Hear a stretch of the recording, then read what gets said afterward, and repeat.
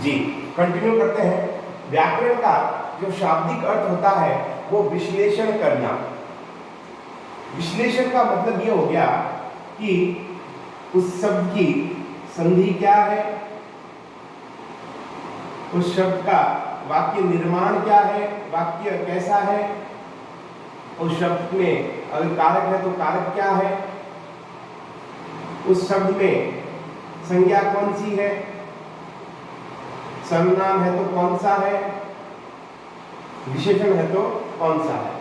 इस आधार पर आप अगर उसका वर्गीकरण करोगे तो वो कहलाएगा आपका विश्लेषण करना। तो व्याकरण का शाब्दिक अर्थ होता है विश्लेषण करना, और इसी आधार पर हम इसकी परिभाषा का भी निर्माण करेंगे। इसी आधार पर हम इसकी परिभाषा का निर्माण करेंगे। परिभाषा ये कहती है किसी वर्ण का उच्चारण स्थान, उसकी उत्पत्ति, संधि, किसी वर्ण का उच्चारण स्थान, उसकी उत्पत्ति, संधि, वाक्य निर्माण,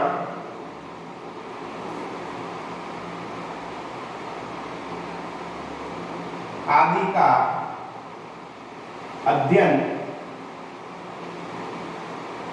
करना व्याकरण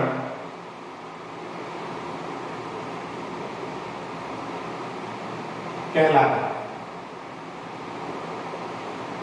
वही बात जो हमने कही थी कि विश्लेषण किसका होगा, व्याकरण का क्या अर्थ है, वही उच्चारण स्थान। उच्चारण स्थान से आप समझ गए होंगे कि वो वर्ण कहाँ से बोला जाता है।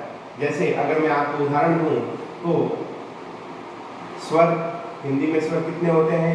11। ठीक है जी। क से म तक जो हमारे व्यंजन हैं 25, क से म तक जो हमारे 25 व्यंजन हैं, उसमें उनका उच्चारण बोलने का उच्चारण स्थान यानी अगर हम क वर्ग बोलेंगे तो वो कंठ से बोला जाएगा। ठीक है जी। उसके बाद में च वर्ग बोलेंगे तो वो तालु से बोला जाएगा। ठीक है जी। उसके बाद ट वर्ग बोलेंगे तो वो मूर्धन्य यानी जीभ मुड़ेगी ट बोलते समय, तो वो मूर्धन्य कहलाता है। त वर्ग है तो वो दंत्य है यानी जीभ जो है दांतों के बीच में आएगी त वर्ग बोलते समय। ठीक है जी। और प वर्ग है जो ओष्ठ से बोला जाता है यानी हमारे दोनों होंठ आपस में जुड़ेंगे प वर्ग बोलते समय।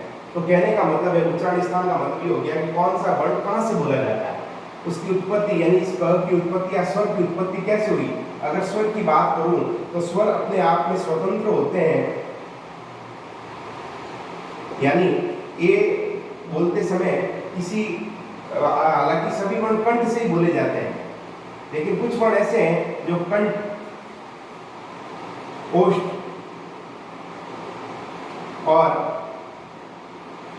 कंठ, तालु, इन दोनों के योग से बोले जाते हैं। कुछ स्वर ऐसे हैं, मूल रूप से कुछ स्वर ऐसे हैं जो स्वतंत्र होते हैं।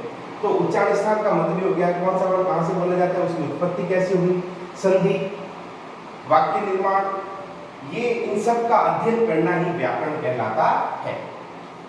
समझ में आ गया होगा आपको, ऐसा मुझे लगता है।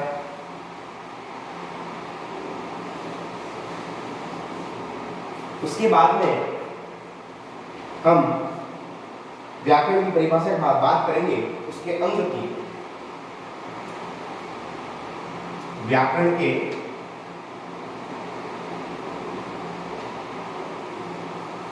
अंग की बात करेंगे, व्याकरण के अंग की बात करेंगे। आपकी जानकारी के लिए मतलब मैं बता दूं कि 2016 या 17 के पेपर में व्याकरण के अंगों के बारे में प्रश्न बना था और ये कहा गया था कि व्याकरण के कितने अंग होते हैं समझाइए। ये 2 नंबर का प्रश्न बना था सीधा सीधा, इसलिए ये जो टॉपिक है आपके ये बड़ा ही इंपॉर्टेंट है ध्यान रखना। व्याकरण के अंग, जैसे हमने भाषा के रूप पढ़े थे वही व्याकरण के अंग हैं, लेकिन यहाँ आकर उनकी परिभाषा बदल जाएगी। इस चीज का थोड़ा हमें ध्यान रखना है। तो सबसे जो पहला अंग है वो है वर्ण। हमने भाषा में भी यही पढ़ा था, लेकिन यहाँ आकर बदल जाएगा। वर्ण विचार, पहला जो अंग है वो है वर्ण विचार। इसके अंतर्गत क्या आएगा? वर्ण के आकार, उत्पत्ति, उच्चारण स्थान आदि का अध्ययन इसमें किया जाता है। इसके अंतर्गत वर्ण के आकार, उत्पत्ति, उच्चारण आदि का अध्ययन किया जाता है। उसके बाद में जो दूसरा इसका अंग है वो है शब्द विचार। दूसरा जो, आप इसको नोट डाउन कर लीजिए, 5 सेकंड का वक्त, फिर पॉज करके आप इसको लिख लीजिएगा।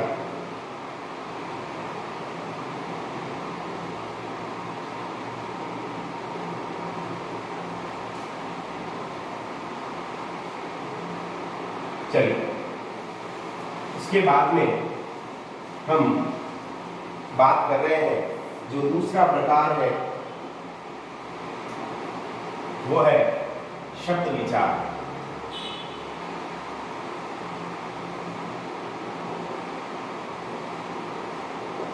शब्द विचार के अंतर्गत इसमें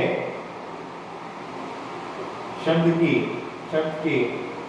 रचना, उत्पत्ति, शब्द की रचना, उत्पत्ति, भेद, शब्द का कौन सा भेद है आदि का अध्ययन किया जाता है।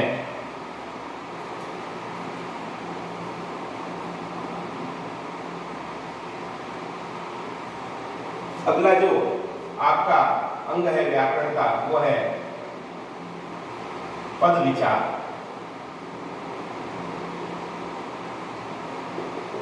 पद विचार जो है आपके व्याकरण का तीसरा अंग है और इसके अंतर्गत पद निर्माण की प्रक्रिया और उसके रूपों का अध्ययन। पद निर्माण की प्रक्रिया और इसके रूपों का अध्ययन, तो इसकी परिभाषा बनेगी। इसमें पद